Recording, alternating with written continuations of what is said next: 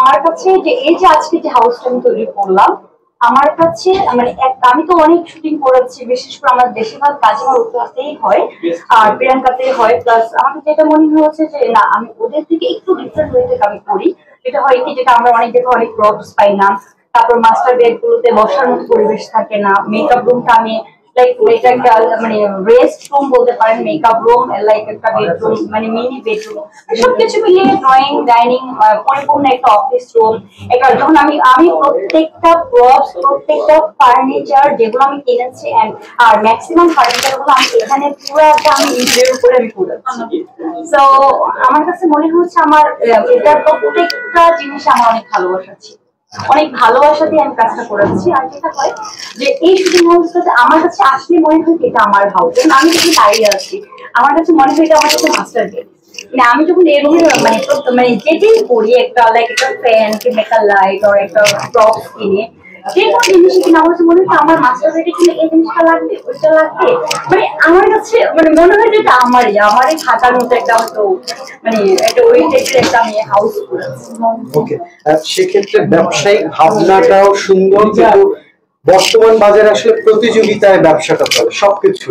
সেক্ষেত্রে ওইখান থেকে আপনার শুটিং হাউসের যে বাণিজ্যিক ধারার, এটাকে কি বলে, আমরা হারাই গেছি শব্দটা, মানে আপনার এই শুটিং হাউসের ভাড়ার যে ভাড়ার জায়গাটা কেমন হবে বা কতটা সহজ হবে? ওকে, আমি তো অ্যানাউন্সমেন্টে দিয়ে দিই যে কারণ ভাড়াটা যেটা আমি এই পর্যন্ত আমরা ভাড়া 7K করে দিচ্ছি, আর ঈদের পর থেকে আমরা 8K করে রাখবো। আমার কাছে মনে হচ্ছে যে আমার খরচ অনুযায়ী, যদিও আমার এটা খুব একটা প্রফিটেবল বিজনেস হবে না, বাট আমি তারপর চাই যে আমার হাউসটা যেন রেগুলারলি দিতে থাকে। তো আমার কাছে মনে হয় কি, আমি কাজ যাই করি না কেন, মানে আমার হাউসে কাজ হবে, এটাতে আমি একটা শান্তি পাবো যে না শুটিং হচ্ছে, মাঝে মধ্যে আসবো দেখবো, মানে এটা আমার একটা অন্যরকম। আপনি সবিজের একজন পরিচিত মুখ হিসেবে আপনার শুটিং হাউস, এটার অ্যাডভান্টেজটা কি পাবেন? আমি তো বলেছি আমার প্রত্যেকটা জিনিস আমি খুব যত্ন করে করেছি। আমি মানে এটার কাজগুলো প্রত্যেকটা আমি কি বলবো, আমি আমার প্রত্যেকটা প্রপস, প্রত্যেকটা শোকেস থেকে শুরু করে আমার টিভি ক্যাবিনেট থেকে শুরু করে আমার বেড, মানে আমি আমারই বলছি। আমি যখন সোফাটাও আমার যখন একটু মনে হয় সোফাটা যখন কাজ করিয়েছি, যখন ফ্যাক্টরি থেকে আসছে আমার একটু মন খারাপ হচ্ছে, একটু মিনিসের আমি বলছি না, আমার এটা হবে না। নির্মাতারা শুটিং করে এখন টাকা দেয় না, অনেক সময় আছে, তো সেক্ষেত্রে সেই জায়গাটাকে কিভাবে ওইটা পরে সাবজেক্ট, যে কে টাকা দেবে কি দিবে না, এটা হয়তো রিলেশনের উপর অনেক কিছু ডিপেন্ড করে। এটা নিয়ে আমি এখন ভাবছি না। আমার তো মনে হচ্ছে যে আমার কাছে আমি অনেক ভালোবেসে দিয়ে একটা কাজ করেছি, তো সবাই আসুক, কাজ করুক, মানে এটা টাকা দেবে কি দিবে এটা পরের ব্যাপার। তাহলে কি টাকা বন্ধু বান্ধব যারা পরিচিত টাকা না দিলেও কাজ করতে পারবে, ব্যাপারটা কি রকম?